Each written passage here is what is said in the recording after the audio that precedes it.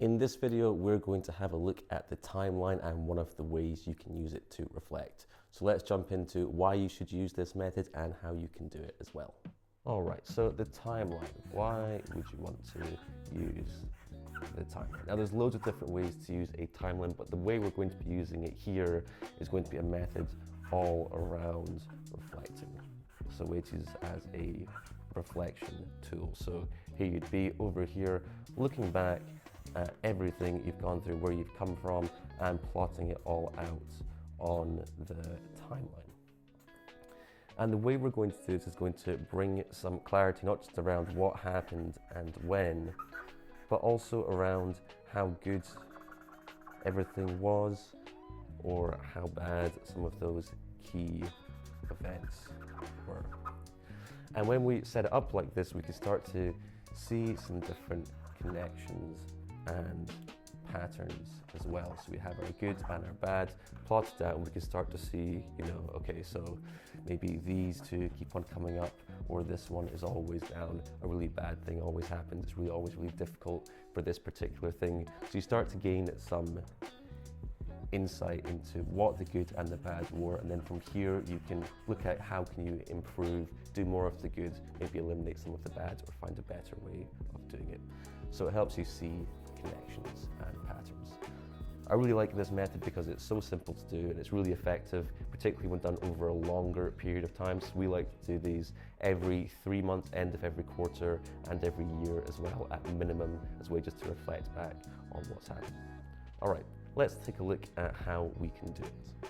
So how do we create the timeline? Well, the first thing we need to do is draw in our axes. So we're going to start with the y-axis here, like this. And then we're going to place the x-axis in the middle. It doesn't have to be perfect, but somewhere in the middle. So around here, draw that x-axis across. And now we need to add our guiders in.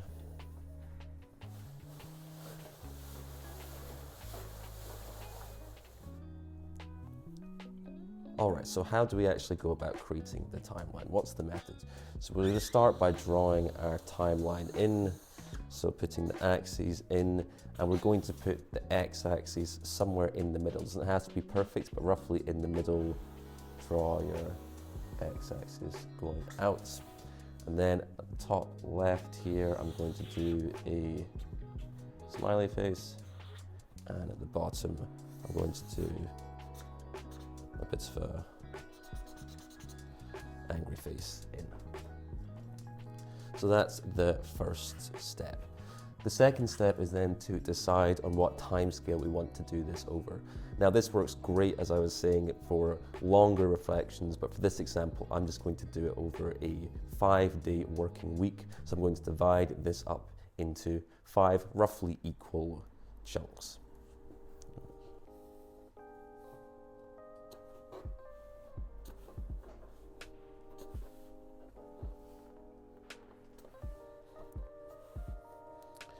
All right, so not perfectly equal there, but doesn't matter.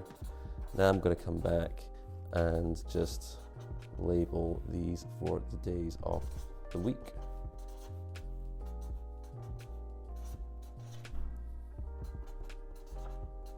All right, so that is our timeline set up.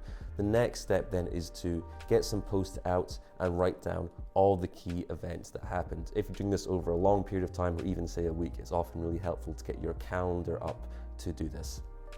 So I've got some examples written out already from different weekly reflections that we've done, just pulled some random post-its. So once you've got them all, what you want to do is put them in the middle of your timeline, so right on that x-axis.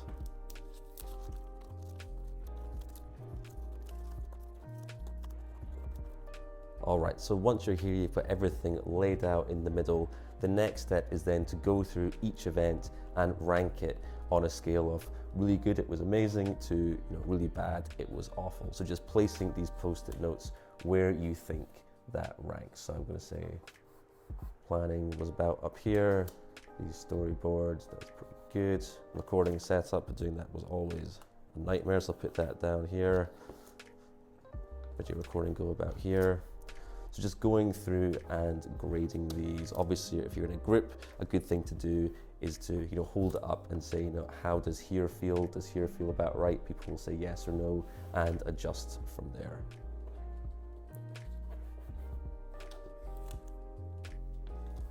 All right, I'll just grade these as well. Okay. So that's that step done. Got all your post-its, graded them on how good or how bad was each event. The next step is then to draw in the curve for each of the sides of the timeline. So I like to use 2 curves, so one for the positive, one for the negative, rather than just one throughout the whole thing.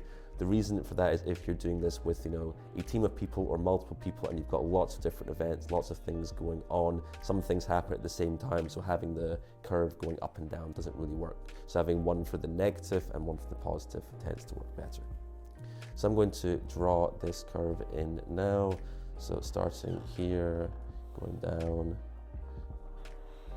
coming up to here, through, down, and down, like that. And then for here, now this one was on Tuesday, so I'm going to start the curve coming down here, and then go back up. And then again, this one was on Wednesday, and there was nothing on Thursday. Let's move that over to make that a bit clearer. There was nothing on Thursday, so I've seen some people, they'll do a curve into here. What you want to do is go sort of up, back, in, and along, and then down, like this, and along like that. So that is the curves drawn in. Now you can leave it here. One final step that I like to take is to just add some color in, just to really make it even more visually clear, the difference in proportion between the goods and the bad. So I'm going to use some chalk for that. Just put some green in for the positive and some red for the negative.